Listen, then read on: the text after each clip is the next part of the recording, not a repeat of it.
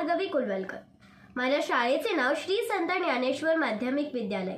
माझा गट क्रमांक 1।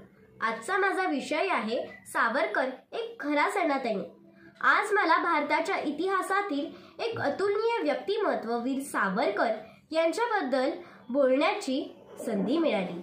वीर किंवा स्वातंत्र्यवीर म्हणून संबोधले जाणारे विनायक दामोदर सावरकर यांचे भारतीय स्वातंत्र्य चळवळीत बहुमोल योगदान आहे। सावरकर हे फक्त स्वातंत्र्य सैनिकच नव्हते, ते एक कवी आणि हिंदुत्वाचे प्रखर समर्थक होते।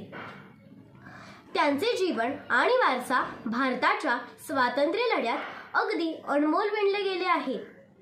जेव्हा आपण सावरकरांना एक खरा सनातनी असा संबोधतो तेव्हा भारताच्या सांस्कृतिक आणि आध्यात्मिक पायावर यांचा ठाम विश्वास असल्याचे आपण ओळखतो।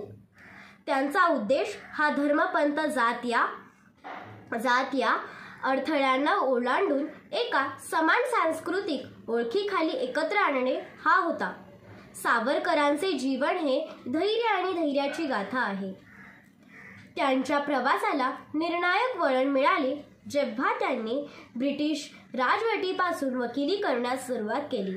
अंदमान आणि निकोबार बेटांवरील सेल्युलर तुरुंगात त्यांना अपार त्रास सहन करावा लागला।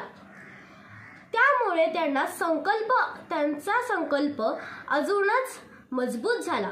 धार्मिक आणि प्रादेशिक भेदांच्या पलीकडे जाऊन ब्रिटिशांच्या विरोधात संयुक्त आघाडीची गरज त्यांनी व्यक्त केली। आपण सावरकरांच्या वारशावर विचार करत असताना त्यांच्या कल्पना आणि कृतींमधील गुंतागुंत महत्त्वाच्या आहेत। शेवटी वीर सावरकर हे केवळ ऐतिहासिक व्यक्तिमत्व नव्हते, ते अखंड मुक्त आणि सांस्कृतिक दृष्ट्या समृद्ध असे दिग्गज व्यक्तिमत्व होते। अशा या दिग्गज व्यक्तीला आदरांजली वाहताना आपण त्यांच्या योगदानातील बारकावे समजून घेण्याचा प्रयत्न करूया। जय हिंद, जय भारत।